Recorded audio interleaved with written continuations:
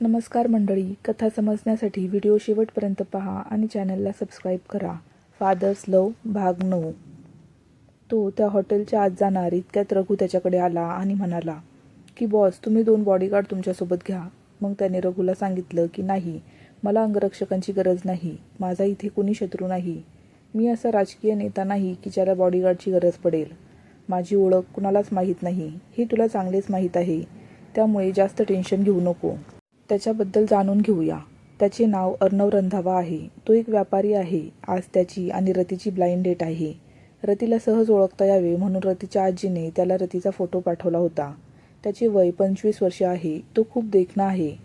त्यानंतर तो चेहऱ्यावर मास्क लावून हॉटेलमध्ये जातो. हॉटेलच्या आत जाऊन रेस्टॉरंट परिसरात जाताच त्याची नजर कोपऱ्यात बसलेल्या रतीवर पडते.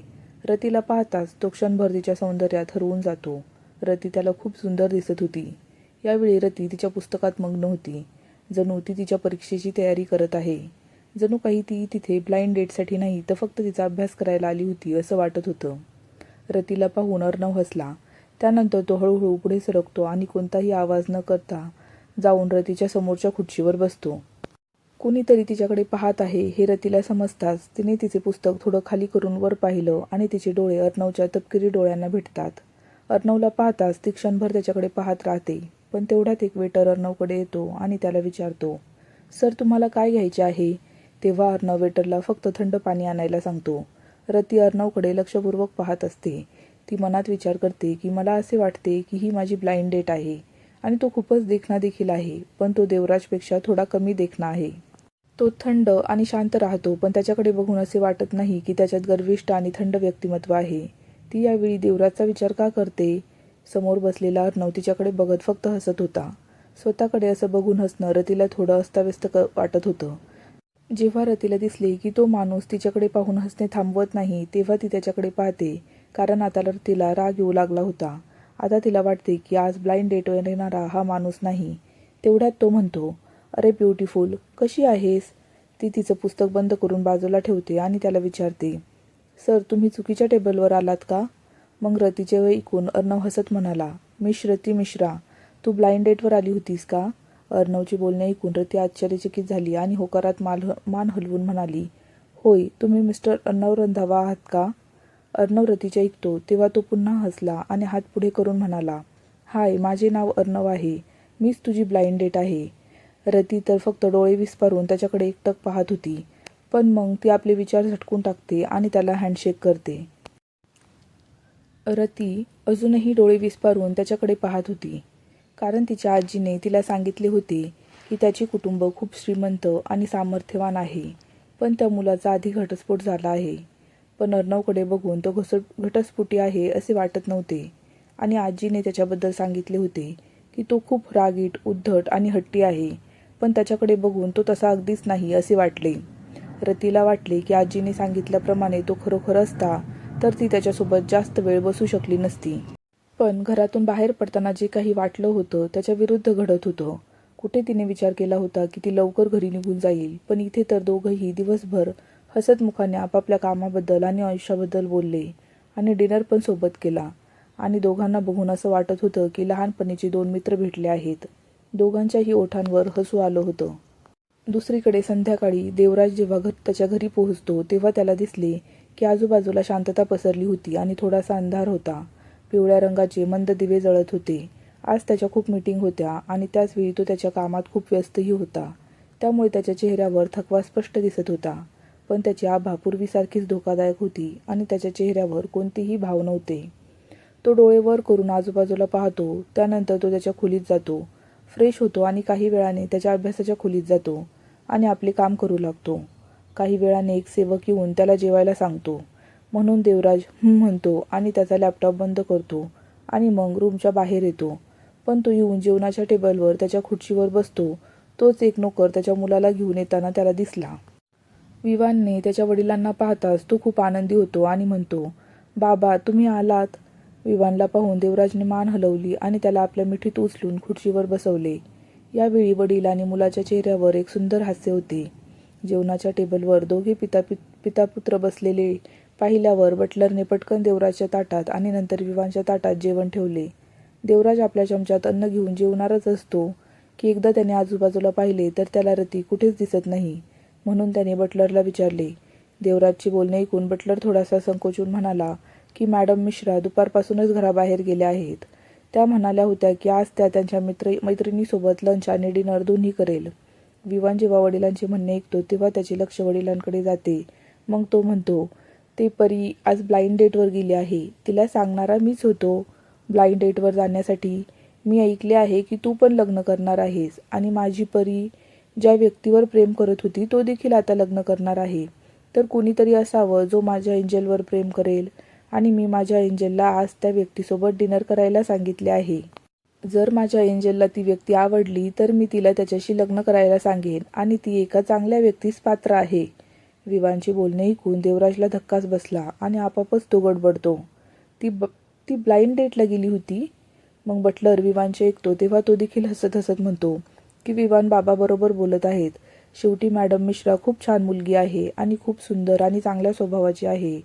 त्यामुळे ती शेवटी एका चांगल्या माणसास पात्र आहे. तिनेही आपल्या आयुष्यात अशी एखादी व्यक्ती शोधली पाहिजे जी तिच्यासाठी चांगली असेल आणि तिची काळजी घेईल, तिच्यावर प्रेम करेल, ना की राजकारणासाठी तिच्यावर प्रेम करेल.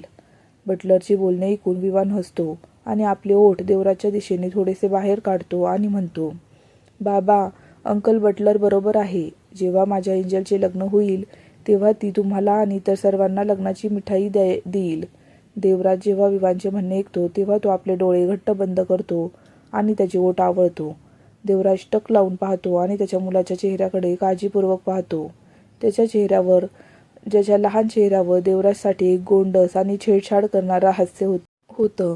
त्याच्याकडे एक नजर टाकून मी स्वतःला रतीबद्दल विचार करण्यापासून रोखू शकत नाही, जो आज दुसऱ्या एखाद्या व्यक्तीसोबत ब्लाइंड डेटवर गेली आहे, जी त्या व्यक्तीसोबत लंच आणि डिनर करेल आणि त्याच्यासोबत चांगला वेळ घालवेल. त्याचे मन उदास होते, पण तेव्हा त्याचे डोळे यावेळी बर्फासारखे थंड होते. त्याच्या आजूबाजूची आभाही थंड झाली होती आणि त्याच्याजवळ उभ्या असलेल्या सर्व लोकांना आता थोडे विचित्र वाटत होते. त्यानंतर तो कशातच लक्ष देत नाही आणि म्हणतो, ठीक आहे, काही अडचण नाही, तू शांतपणे जेवण कर. विवानला देवराजला बघून मनात खूप हसू आल्यासारखं वाटलं, पण मग तो देवराजला चिडवण्यासाठी ओठ गोल फिरवतो आणि म्हणतो, हो, आणि मग लहान मुलासारखा खुर्चीवर बसून खायला लागतो. देवराजचं बदललेलं वागणं पाहून बटलरची पुढे रतीच्या ब्लाइंड डेटबद्दल बोलण्याची हिंमत झाली नाही. देवराजला मात्र भूक लागली असावी, पण आज त्याने इतर दिवसांच्या तुलनेत खूपच कमी अन्न खाल्ले होते. त्याचवेळी इकडे हॉटेलमध्ये रात्री जेवण झाल्यावर बिल भरण्याची वेळ आली की अर्णव पटकन बिल भरण्यासाठी आपली पर्स काढणार होता, पण त्याच्या पॉकेटमध्ये पाहताच तो जोरात कपाळावर हात मारून म्हणतो, धत्तेरी, कारण तो त्याची पर्स आणि कार्ड त्याच्या कारमध्ये विसरला होता, ज्यामुळे तो खूप काळजीत होता. जेव्हा रती त्याला चिंतेत पाहते तेव्हा तिला समजले की काहीतरी गडबड आहे. तेव्हा ती हसत हसत त्याच्या हातातून पावती घेते आणि रात्रीच्या जेवणाचे बिल तिच्या वतीने भरते. आणि अर्णवने तिला बिल भरताना पाहिले तेव्हा त्याला खूपच लाज वाटते. कारण एक मुलगा असल्याने तो त्याचे बिल भरू शकला नाही आणि एक मुलगी जिला तो पहिल्यांदा भेटला होता ती बिल भरते आहे. म्हणून तो आपली लाज लपवून रतीला म्हणतो, माफ कर, मी माझी पर्स गाडीत विसरलो, पण हो, पुढच्या वेळी मी बिल भरणार आणि जेव्हा मी तुला आमंत्रण देईन तेव्हा तुला माझ्याबरोबर जेवायला यावे लागेल. अर्णवचे बोलणे ऐकून रती हसली आणि म्हणाली, साहजिकच, पण मी आज जेवण खाल्ले होते त्यामुळे मला बिल द्यायला काहीच हरकत नाही. अर्णव रतीला म्हणतो की तू माझ्यासोबत आलीस त्यामुळे हे माझ्यासाठी लाजिरवाणे आहे की तुला बिल पे करावे लागले. असे म्हणून दोघेही हळूच आपापल्या जागेवरून उभे राहिले आणि हॉटेलच्या बाहेर पायी चालत होते. आजूबाजूचे लोक त्यांना एकत्र फिरताना पाहत होते, कारण दोघेही एकमेकांसाठी बनलेले दिसत होते. दोघांच्याही चेहऱ्यावर हसू होते आणि ते हसत बोलत होते. जिथे रती खूप हॉट आणि सेक्सी दिसत होती तर तिच्यासोबत असलेला मुलगा खूपच श्रीमंत आणि देखणा होता. दोघांना बघूनच हे दोघेही चांगल्या घराण्यातील असल्याचे स्पष्ट दिसत होते. दोघांना एकत्र पाहून आजूबाजूच्या लोकांना हेवा वाटत होता. हॉटेलमधून बाहेर पडताच दोघीही अर्णवच्या गाडीजवळ गेले. अर्णव रतीकडे बघतो आणि म्हणाला, तुझा पत्ता सांग, मी तुला घरी पाठवतो. पण रती त्याला ढकलून गाडीच्या आत बसवते आणि त्याला सांगते की काही गरज नाही, मी स्वतः जाणार आहे आणि माझा एक मित्र पण येणार आहे मला घेऊन जायला. पण अर्णव तिचं ऐकत नाही आणि म्हणतो, अरे, मी तुला सोडून कसं जाऊ. पण ती ऐकत नाही आणि ती गाडीचा दरवाजा बंद करते आणि अर्णवला बाय करून निघणार होती. तेवढ्यात तिला पुन्हा एकदा अर्णवचा आवाज आला, जो त्याच्या चुलबुल्या आवाजात म्हणत होता की तू कुठे चालली आहेस, मला तुझा नंबर दे. अर्णवचे बोलणे ऐकून रतीच्या चेहऱ्यावर हसू उमटले. त्यानंतर तिने तोंड फिरवले तर अर्णव खिडकी बाहेर असल्याचे तिला दिसले. त्याच्या हातात फोन होता. तो स्वतःहून बाहेर आला आणि तो रतीकडे बघत होता. रती पटकन अर्णवकडे जाते आणि मग त्याचा फोन घेऊन त्यात तिचा नंबर जोडते. नंबर जोडताच ती कॉल करते. रतीला अर्णवचा नंबर मिळाल्यावर रतीचा फोन वाजताच अर्णवला समजले की रतीने त्याला चुकीचा नंबर दिला नाही. त्यामुळे त्याच्या चेहऱ्यावर हसू उमटले. त्यानंतर रती त्याला सांगते की आता तिला जायचे आहे. त्याबरोबरच ती अर्णवला फोन देते आणि म्हणते ठीक आहे मग बाय. त्यानंतर ती तिथून निघून जाते. तिला जाताना पाहून अर्णव हाक मारतो आणि म्हणतो की 2 दिवसांनी मी तुला कॉल करेन, तो उचल आणि मग आपण एकत्र जेवण करू. रती हात हलवत ठीक आहे म्हणते आणि तिथून निघून जाते. दुसरीकडे एका मोठ्या घराच्या हॉलमध्ये 50च्या आसपास एक वृद्ध जोडपे बसले होते. म्हाताऱ्याच्या चेहऱ्यावर काहीच भाव नव्हते तर वृद्ध स्त्रीच्या चेहऱ्यावर एक सुंदर हास्य उमटले होते. ती त्या म्हाताऱ्याकडे बघते आणि म्हणते सोडा, एवढा विचार नका करू.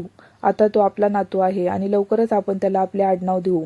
मग तो आपल्यावर प्रेम करणार नाही आणि आपल्याला त्याचे कुटुंब मानणार नाही याची काळजी का करता? असो, त्या मुलीने आम्हाला आमचा नातू द्यायचाच असं 5 वर्षांपूर्वी ठरलं होतं.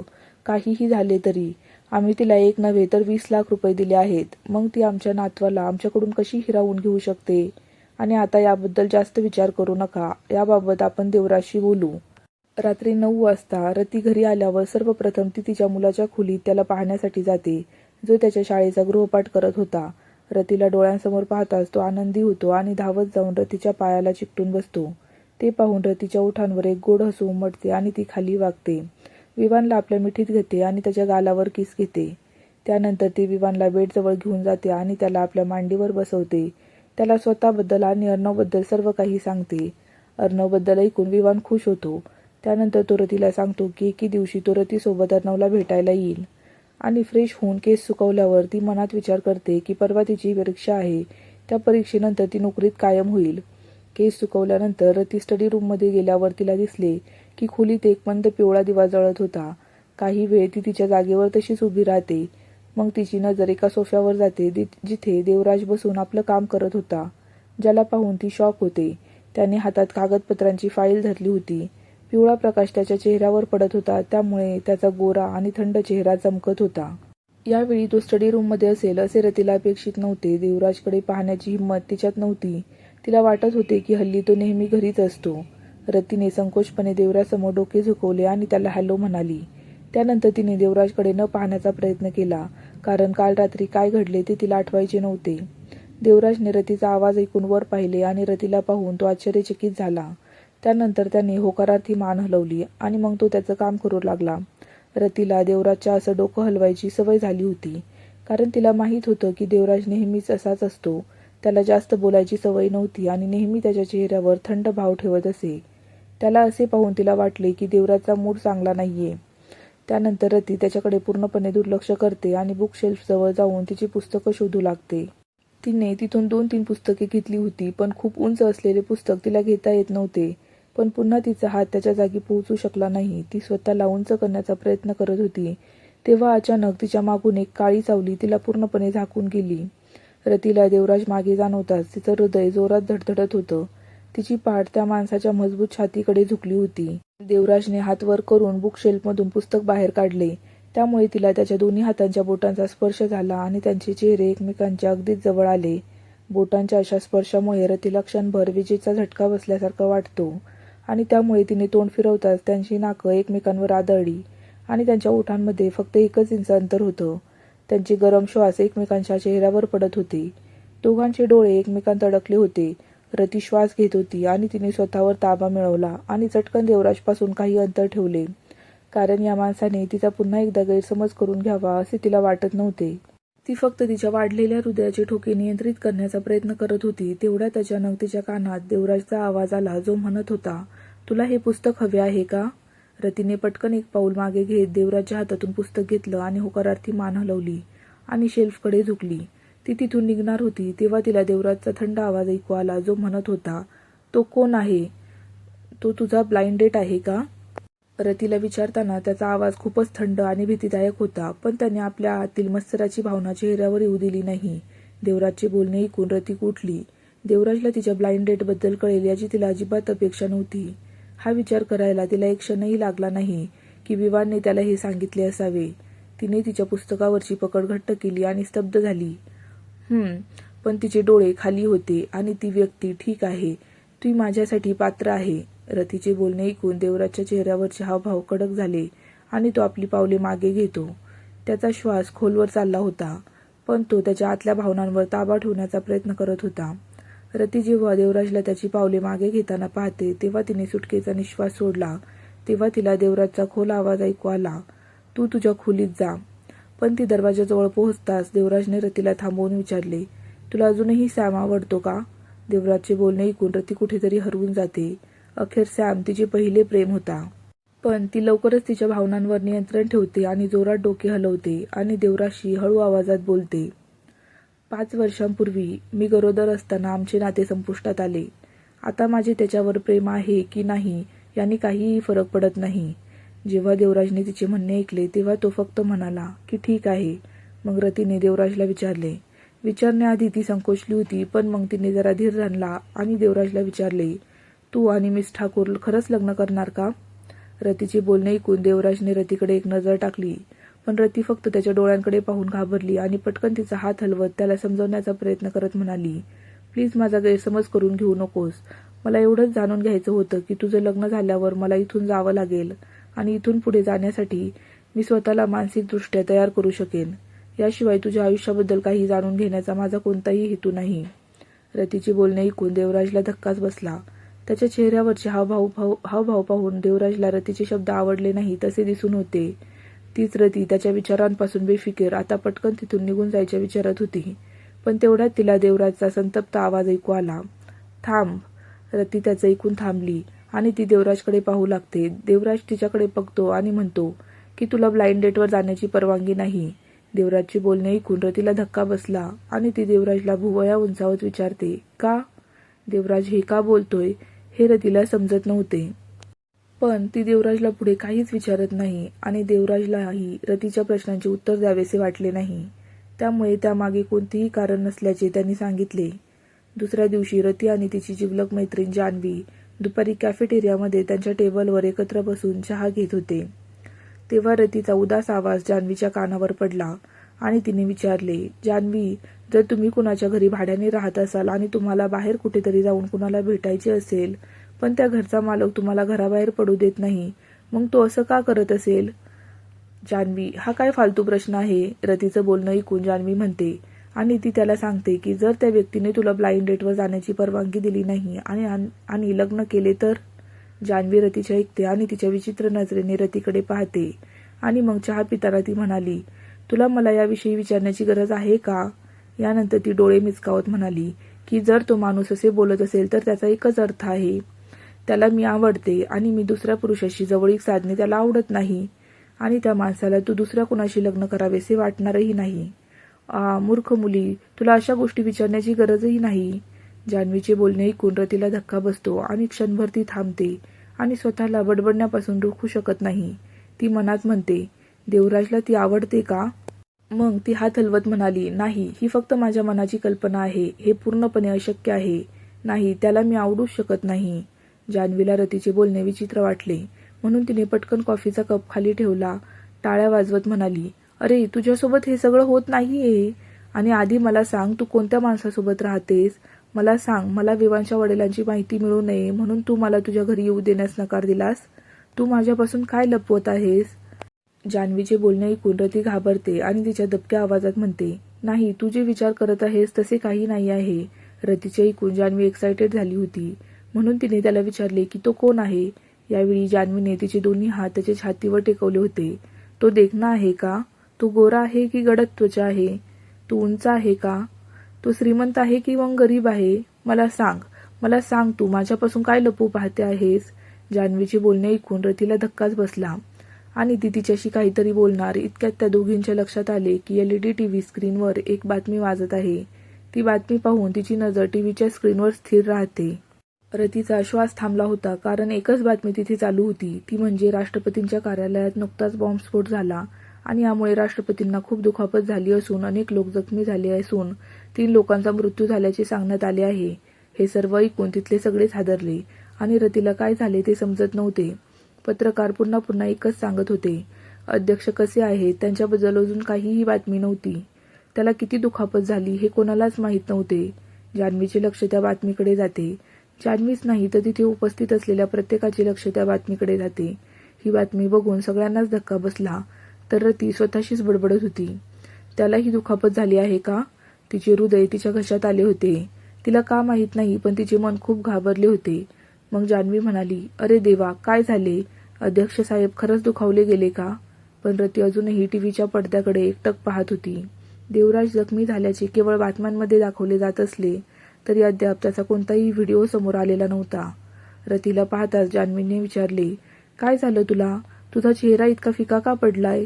रतीने नाही म्हणून मान हलवली आणि म्हणाली, नाही, मी ठीक आहे. त्यानंतर तिने ती जान्हवीला घरी पाठवले. पण ती मनात विचार करत होती की आदित्यला फोन करून सर्व काही ठीक आहे का ते विचारावे. पण तिच्याकडे आदित्यचा नंबरच नव्हता.